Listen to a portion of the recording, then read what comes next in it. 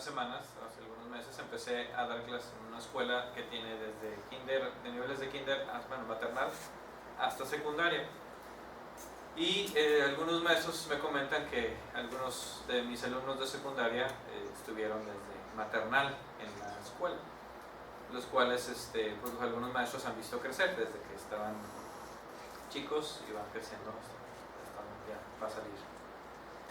Lo que nos hemos dado cuenta al momento de intercambiar opiniones de algunos estudiantes que son más difíciles que otros, que han sido iguales desde que eran chiquitos hasta que ahora están grandes. Lo que he notado también es que hay personas que son adultas que parecen niños de kinder. Un autor, un escritor en Estados Unidos escribió un libro que se llama Todo lo que debo de aprender en la vida lo aprendí cuando estaba en el kinder. Le voy a decir más o menos lo que dice este señor que se llama Robert Fulghum. Y él dice que pues básicamente todo lo que se debe aprender en la vida lo aprende uno cuando está en el kinder. Y él menciona estas palabras de sabiduría. Primero que nada, uno debe de compartir todo. Uno debe de jugar justamente, no golpear a los demás, regresar las cosas a su lugar después de usarlas, limpiar el mugrero de cada quien, no tomes cosas que no son tuyas, pedir perdón cuando lastimo a alguien más, bajar la palanca del baño. Acorde a él, las galletas calientes y la leche fría son buenas para la salud de uno. Hay que vivir una vida balanceada, aprender algo y pensar en algo, dibujar y pintar y cantar y bailar y trabajar cada día algo, un poquito de cada cosa. Tomar una siesta cada tarde. Voy a subrayar esto. No tengo tiempo para tomar siestas, pero sí, serio, tomar siesta cada tarde. Cuando salgas al mundo, ten cuidado con el tráfico, agárrate las manos de alguien y quédate junto a ella todo el tiempo. Es importante. Maravíllate todos los días. Recuerda la semilla que se planta en el vaso de hielo seco. Las raíces crecen para abajo, la planta crece para arriba. Nadie sabe por qué o cómo, pero así es y así somos nosotros. Y por último, los peces, los hámsters, los ratones, y hasta la semilla que creció en el vaso de hielo seco muere, así también nosotros morimos. Todo lo que debo aprender en la vida lo aprendí en el kinder. Como les digo yo, acorde a este señor, esas son sus palabras que comparte de sabiduría, que algunas de estas son muy, muy válidas, y algunas otras debemos de reflexionar en ellas. Pero ¿qué es lo que debemos de aprender nosotros? Yo creo que más allá de lo que vivamos al día, más allá de la sabiduría que podemos aplicar, hay momentos en los cuales nosotros lo que menos queremos saber es de sabiduría, lo que menos queremos saber es lo que pasa. Estos son los momentos específicos en los cuales estamos en desesperación o en crisis, en los cuales estamos pasando por algo tan duro, tan pesado, tan difícil, tan doloroso, que no le vamos a hacer caso a las palabras de sabiduría. No queremos que alguien venga y nos aconseje, no queremos que alguien nos llame. Lo que queremos nosotros estar básicamente tirados, llorando, exclamando nuestro dolor o algo más. Pero en esos momentos de desesperación y de crisis son los momentos a veces en los cuales necesitamos más de la sabiduría de Dios. Digo a veces porque no queremos nosotros recibirla, pero ahí está. Son los momentos en los cuales nosotros debemos de estar más atentos y a escuchar al Señor. En el libro de Job, como algunos de ustedes conocen y hemos hablado en otras ocasiones, en la escuela dominical y en otros puntos, se habla de que esta persona tenía muchas riquezas, tenía mucha familia, tenía muchas cosas buenas y en unos instantes lo perdió todo. El libro de Job se trata simplemente de esta conversación que tiene él con sus amigos y con Dios acerca de por qué pasan las cosas. Y esa es la pregunta que a veces nos hacemos nosotros. ¿Por qué? Y constantemente estamos nosotros en la vida haciendo ¿por qué el Señor permite esto en mi vida? ¿Por qué el Señor permite esta enfermedad? ¿Por qué permite que pierda este trabajo? ¿Por qué permite que termine mi matrimonio?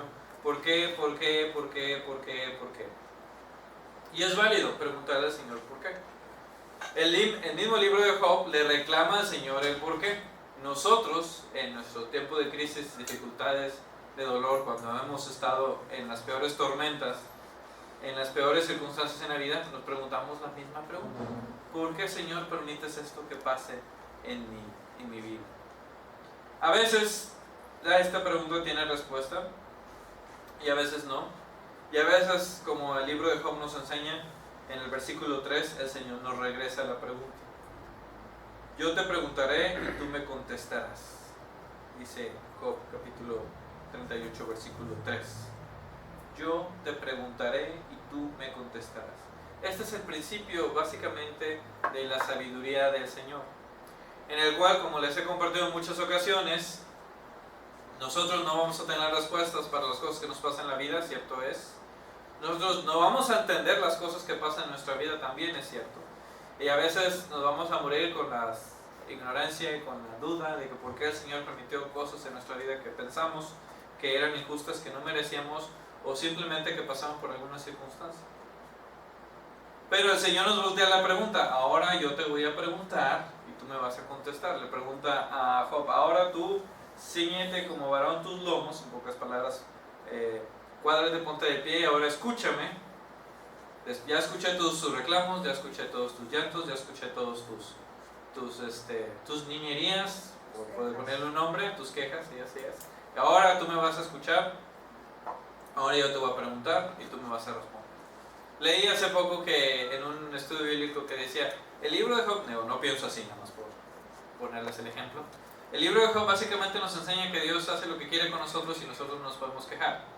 No lo creo así, tampoco. El libro de Job nos enseña que algo que usted ya sabe, que la vida es dura, que es difícil, que nos caemos, que nos ensangrentamos, que nos duele, tomando en cuenta la figura de ser niños de kinder, que vamos caminando, jugando, pensando que todo va bien, nos tropezamos o alguien nos hace tropezar, nos caemos, nos rompemos los dientes o la cabeza o algo nos pasa, empezamos a llorar, nos duele y todo, pero ¿qué pasa? La vida continúa. Con o sin nosotros, la vida va a continuar. Con nuestras quejas o sin nuestras quejas, la vida va a continuar. Con nuestras tristezas o sin nuestras tristezas, la vida va a continuar. ¿Qué es lo que hacemos nosotros en nuestra vida entonces? Viniendo el domingo y tratando de aprender del Señor, viniendo el domingo orando y pidiendo por nuestros seres queridos, pidiendo por nuestra salud, pidiendo por nuestro bienestar. ¿Qué es lo que hacemos nosotros entonces?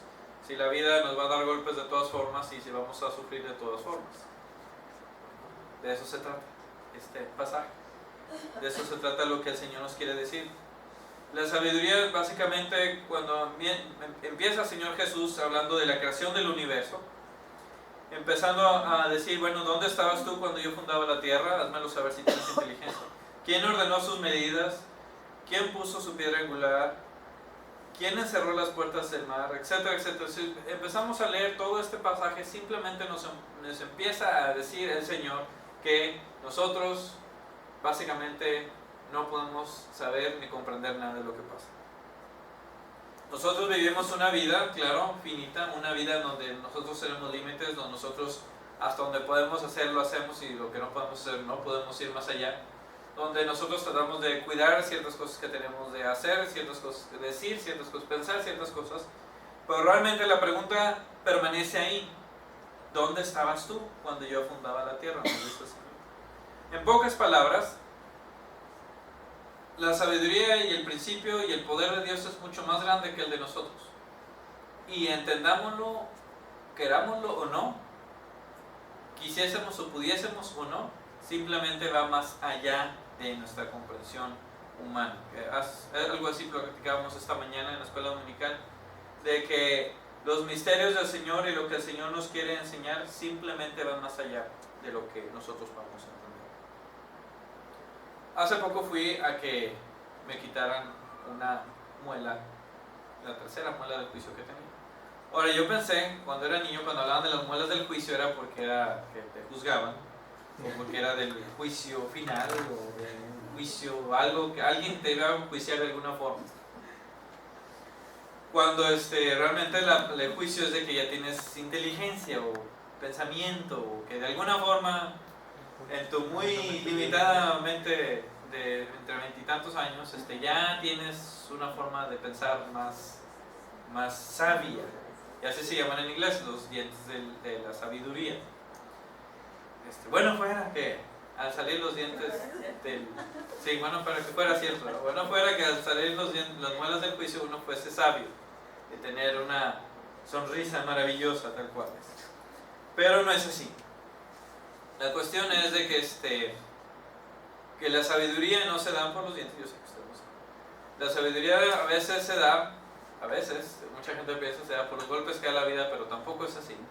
La sabiduría se da cuando nosotros dejamos las cosas a un lado, dejamos nuestras quejas, nuestros reclamos a un lado, dejamos todas las cosas que nos impiden escuchar a Dios de un lado y nos sentamos a escuchar al Señor.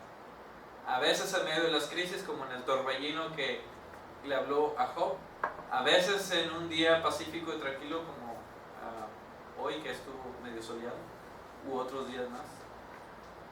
Pero ese es el momento cuando nosotros vamos a empezar a adquirir sabiduría, cuando nos sentamos y escuchamos a Dios, cuando dejamos las cosas de largo y empezamos a escuchar a Dios, cuando empezamos a olvidar y dejamos a un lado lo que nosotros creemos que es lo mejor, lo que nosotros pensamos que podamos hacer, lo que nosotros pensamos que deseamos hacer, y empezamos a escuchar a Dios y a hacer las cosas que Dios quiere que hagamos y a desear las cosas que Dios quiere que deseamos. Eso es lo que es la sabiduría, el escuchar al Señor. Y el Señor nos puede reclamar, nos puede decir, nos puede preguntar y todo, pero hasta el momento en que nosotros escuchamos, nos sentamos y ponemos las cosas delante del Señor es cuando vamos a escuchar. Hay un pasaje que ilustra todo este principio muy claramente, es Isaías 55, del 8 al 9, Porque mis pensamientos no son vuestros pensamientos, ni vuestros caminos mis caminos, dice el Señor. Como son más altos los cielos que la tierra, así son mis caminos más altos que vuestros caminos, y mis pensamientos más que vuestros pensamientos. Hay gente que me dice, bueno, pues, como siempre les he dicho en otras ocasiones, pues Dios es Dios. Pues qué chiste. Si Jesús fue Dios, pues así hasta yo. Pues, ¿cómo no voy a comprender los misterios de toda la humanidad y de la vida y todo? Pues si Dios es Dios y creó todo, pues ¿cómo? Entonces yo voy a llegar a este nivel. ¿Cómo entonces yo?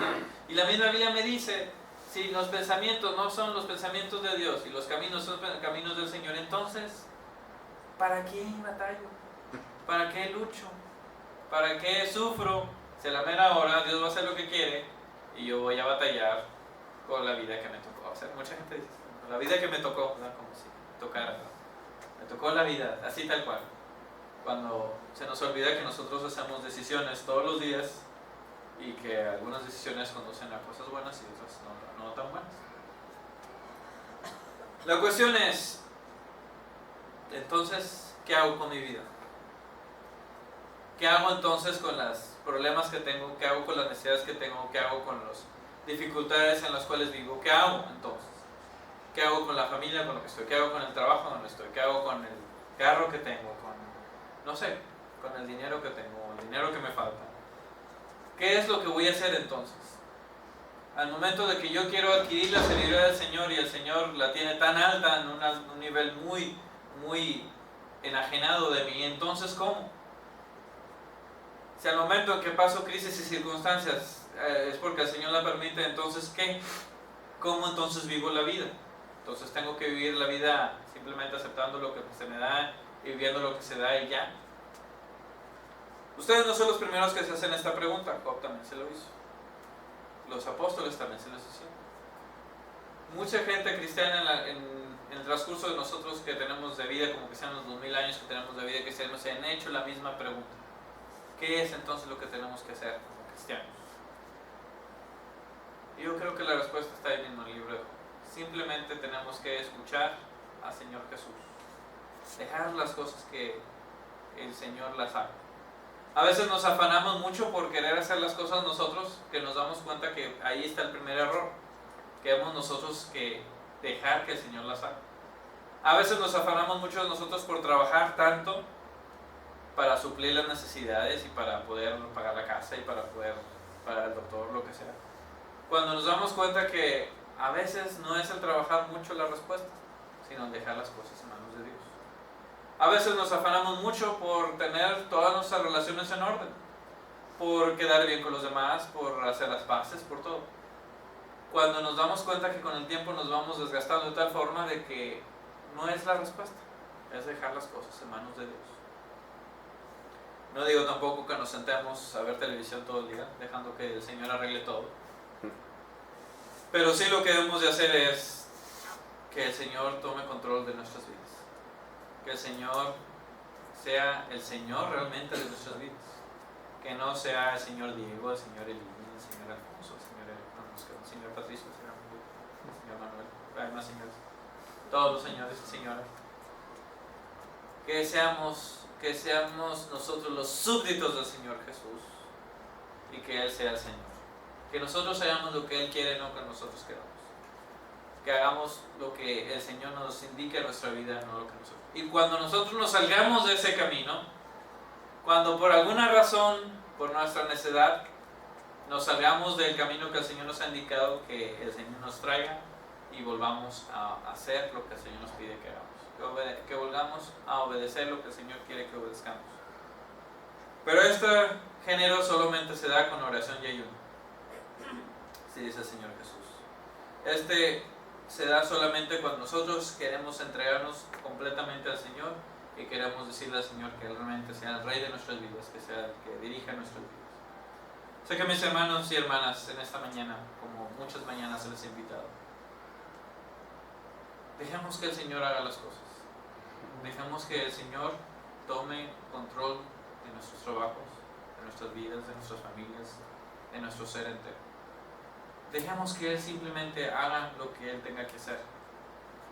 No luchemos contra la voluntad de Dios como lo hizo Jacob, sino que con la voluntad de Dios vivamos una vida en la cual nos guíe a lo que el Señor quiere. Es difícil, siempre les digo sí, así es difícil.